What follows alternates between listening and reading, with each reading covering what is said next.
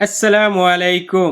বলাদিয়া আসনের আমার প্রিয় নেতা আলহাজ হাফিজ ইব্রাহিম সাহেব আপনারে বলতেছি, দলের দুঃসময় যেই নেতা কর্মীগুলা আন্দোলন সংগ্রামে রাজপথে ছিল, মামলা হামলায় জড়িত ছিল, ইঠিতান দিয়ে ঘুমাইছিল, তাগুলো একটু ভালো নজরে দেখবেন, ভালো চোখে দেখবেন, এই অনুরোধটা আমার রাখবেন।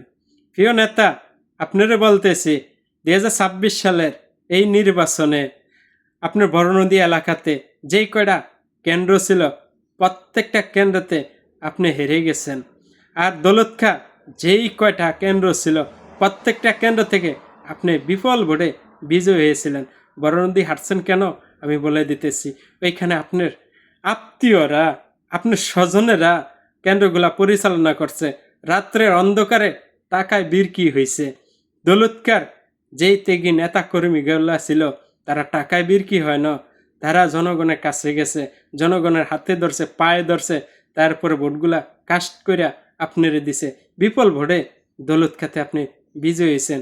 এগুলা মনে রাখতে হবে। এগুলা সব অবদান তেগি নেতা কর্মীদের। আর আপনি এখন দেখতেছি আত্মীয় টানতেছেন, এটা স্মরণ রাখবেন। 17টা বছর আলী আজম মুকুল বলাদিয়া আসনের এমপি ছিল আত্মীয় টাননে। এখন দেখেন দলের দুঃসময় কোনো জায়গায় আন্দোলনের সংগ্রামে কোনো একটা তেগি নেতা কর্মী তারা নামে না কেন? দলের দুঃসময় আমরা নামবো, আর দলের সুখের সময় আপনি আত্মীয় স্বজন টানবেন।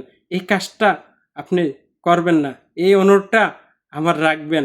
প্রিয় নেতা আলহাজ হাফিজ ইব্রাহিম সাহেব তেগি নেতা কর্মী গড়ে এখন যদি আপনি ভালো চোখে দেখেন, ভালো নজরে দেখেন, দেখবেন দলের দুঃসময় সব নেতাকর্মী আপনার পাশে থাকবে। আর যদি আত্মীয় স্বজনের মিল চোখ দেখেন না, দেখবেন ওই তেগি নেতাকর্মীরা দলের দুঃসময় আপনার পাশে থাকবে না। তাই প্রিয় নেতা, আশা করি আপনি আমার কথাগুলা রাখবেন ইনশাআল্লাহ।